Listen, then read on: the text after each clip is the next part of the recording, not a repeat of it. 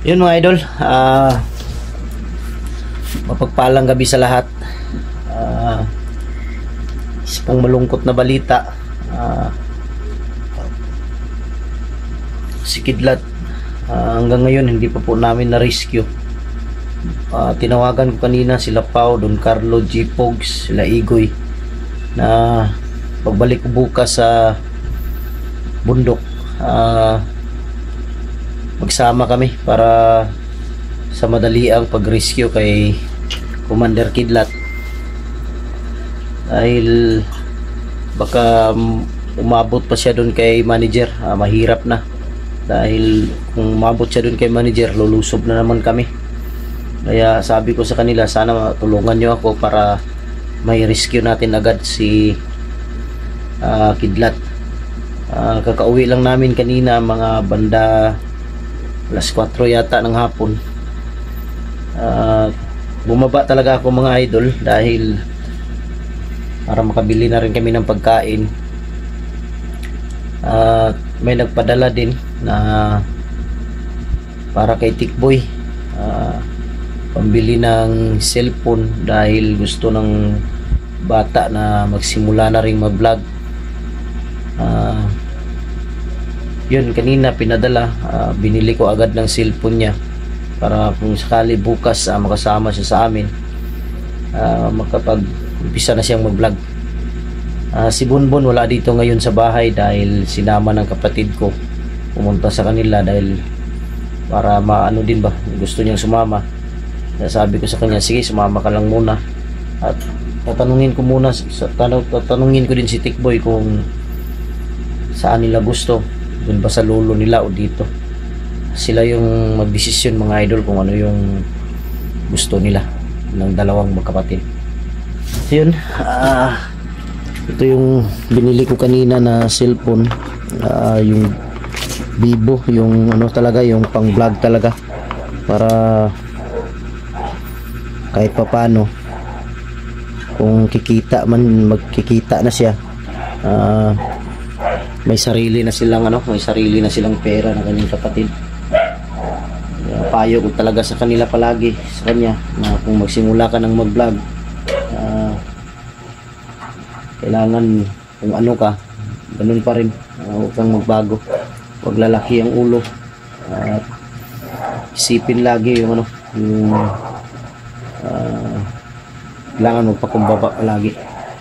Yun, puntahan natin si Tikboy, nandun sa kabila, nandun dito sa kwarto.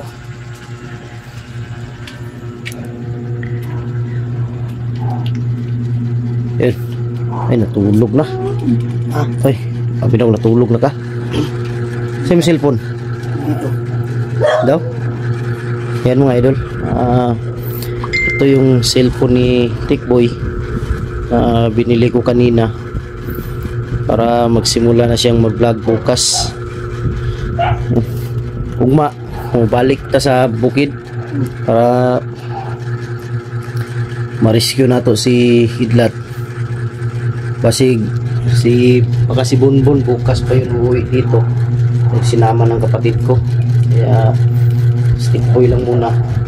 Tatanungin natin si Tikboy ngayon kung bago pala kami pupunta mga idol, nag-usap kami kanina na bago kami pupunta ng bundok alis, dadaan muna daw kami sa kanyang lulo. Kaya bigyan natin nya. Ningon man to imong lulo ba nga dito na daw kasi sa iya ha, sa may kuan mo dito daw mo pupuyon daw. Ayaw ka doon, dito na ako. Dire na ka? Niya imong lulo dito? Punta na ako kapag ano. Matu-ato ra ka? Tapos balik ko dito. Yun mga idol,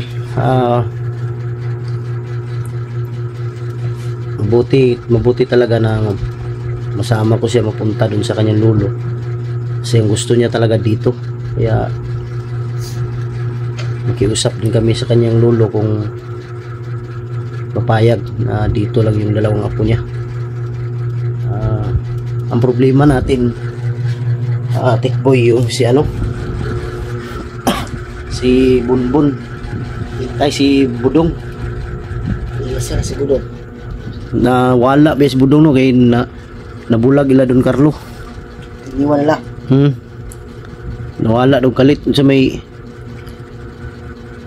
damay na nignaapa baka dito no. Kay katong nasa sako nga ilang ikuan duda ko dili to si budong ba. Hanapin lang natin. Ha? Hanapin lang natin. Hanapin natin. Maganda siguro nito. Bukas kailangan ma-rescue natin agad si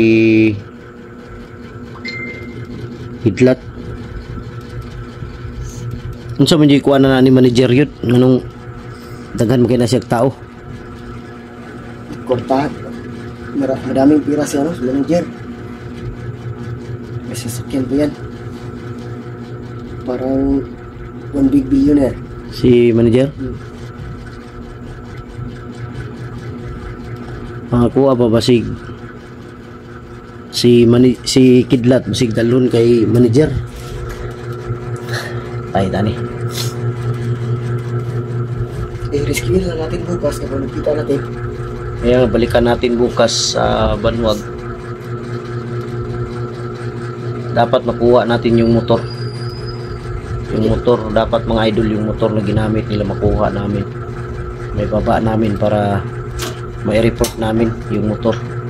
Dahil walang plaka yun, delikado yun. May motor na ba sa bundok? May motor na sa bundok. Binigyan sila ng motor ni manager para magamit nila sa bundok.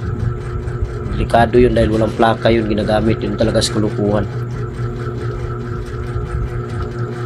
Kaya bukas punta tayo sa lulo mo para magkausap kayo dahil nung pagpunta ko dun sa kanya hinanap kayo ni Bunbun. Sabi ko na hindi ko na lang sinama kasi delikado. Sabi niya pagbalik mo dito dalhin mo para makita ko yung dalawa. Pero sabi niya na ano daw dun kayo patirahin para may kasama daw siya. Ayoko dun, dito na ako. Ha? Dito na ako. Si Bunbun, makagusto niya dun. Hindi, makiusap ka lang sa ano, makiusap ka lang sa lulo mo bukas na sabihin mo na dito ka muna. Dahil bukas magsisimula ka ng mag-vlog. Basta ang maano ko lang sa'yo, mapayo ko lang sa'yo na ano, na huwag talagang lalaki yung ulo mo at marunong kang lumingon sa pinanggalingan at magpasalamat sa mga taong tumulong sa'yo na bigyan ka ng pagkakataong magbagong buhay. Huwag abusuhin ang ibinigay na pagkakataon sa iyo dahil baka masayang yan, mawawala lang. Kaya yan lang mapapayo ko sa iyo na pag magtiis ka lang muna dahil pag mag-umpisa kang mag-vlog hindi agad-agad magkaroon ka ng sweldo, magkaroon ka ng sahod. Kaya magtiis ka lang muna. Hindi dapat magmamadali. Magtiis ka lang muna. Tapos wag kang gumaya diyan sa iba na pagkatapos ng matulungan yung nakatulong sa kanya sinisiraan niya palihim. Kaya wag kang gumaya diyan sa taong yan na kahit sinong mga supporter pinipiim niya. Akala niya siguro yung pinipiim niya sa mga supporter hindi nakakarating sa akin dahil hindi niya alam siguro na hindi niya inisip na lahat ng mga supporter niya sa akin din galing. Hindi pa siya naging vlogger, yung mga supporter na yan ay matagal na nakasubaybay sa akin, kaya sa akin talaga yan sila naniniwala. Kaya yan lang may papayo ko sa iyo na huwag mong gayahin ng ganyang tao na alihim kung manira sa taong tumulong sa kanya. Dahil kung magkasahod ka na balang araw may sarili na kayong pera ng kapatid mo, tapos pagpasyal mo si Bunbun. Pasyal mo si Bunbun, mag-ipon kayo, mag-ipon, walang problema yan. Dahil yung pera na yan matatanggap mo pag magkasahod ka na, sa'yo yan lahat, walang aabot sa akin na pera, sa inyo yan. Kaya yun mga idol,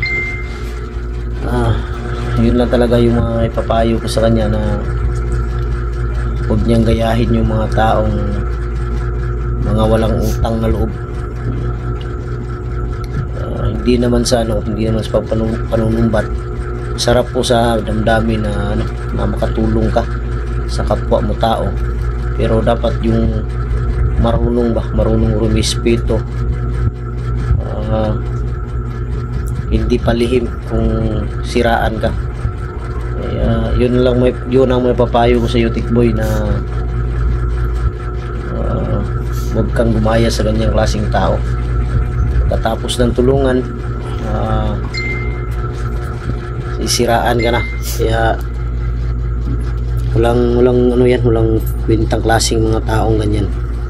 At maraming salamat, idol Jemima Ramirez, sa binigay mong tulong para kay Tikboy, pambili ng kanyang cellphone.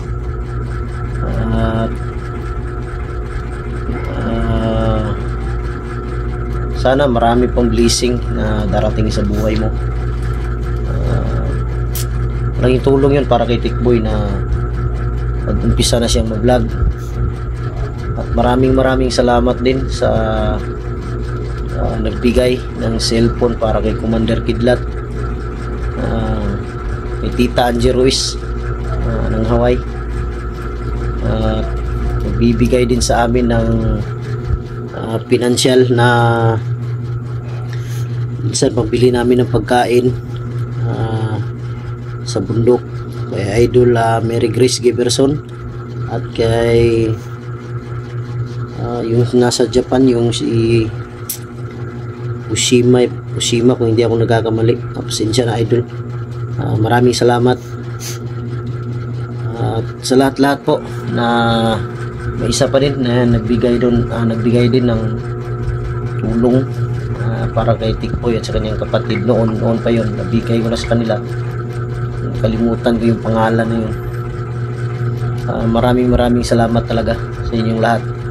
Ulitin ko, maraming salamat kay Jemima Ramirez, Tita Angie Ruiz, kay Mary Grace Giberson, at yung kay Sayaka Ushima yata yun. Oo, maraming salamat.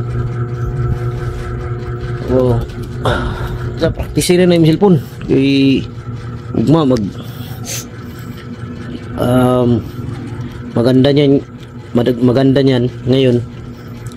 Dapat mag-practice ka. Marunong na ako. Oo ka na?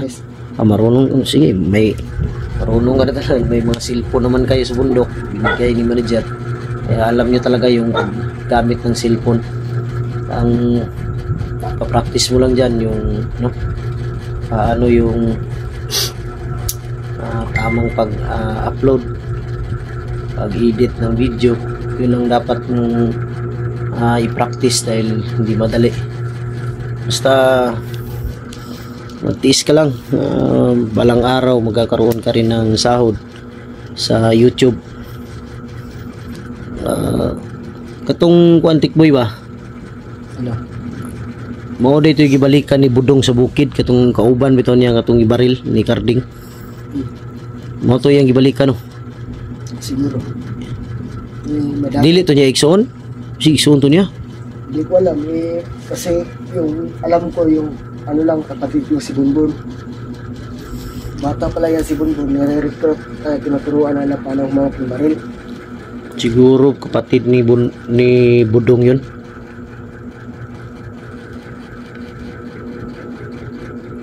Hanapin na natin bukas.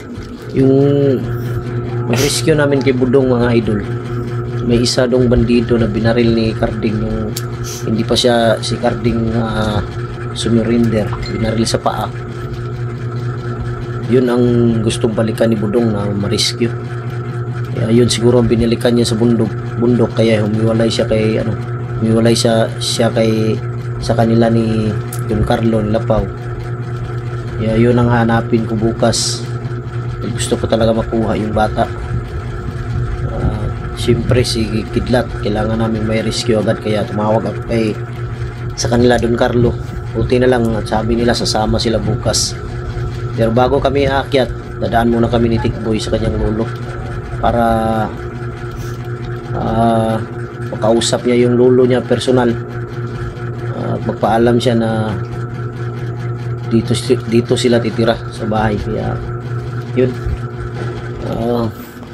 salamat ka Tikboy sa nagbigay sa iyo ng ng cellphone para makapagsimula ka ng mag-vlog. Sino nagbigay nitong cellphone? Jimima Ramirez, idol Jimima Ramirez. Jimima Ramirez. Oh, Jimima. Shout out sa iyo, ma'am Jimima Ramirez. Maraming salamat po sa binigay mo tulong sa akin. Yun lang po. Yun mga idol, hanggang dito lang siguro dahil maaga kami ngayon na matutulog. Bukas alis kami, hindi kami uwi kung hanggat hindi namin nakukuha na rescue si Kidlat pati si Budong. Yun talaga ang pakay namin, pati kailangan makuha namin agad si Kidlat para may rescue na namin yung kanyang pamilya, yung kanyang mag-ina. Yun, maraming salamat sa inyong lahat mga idol, sa inyong walang sawang pagsuporta. Sana tuloy-tuloy ang inyong pagsuporta mga idol sa bawat upload kong video. Asahan niyo po, si Ghostbuster 06 ay hindi po magbabago. Yan ang may papapangako ko sa inyo mga idol. Maraming salamat. God bless ating lahat. I love you all.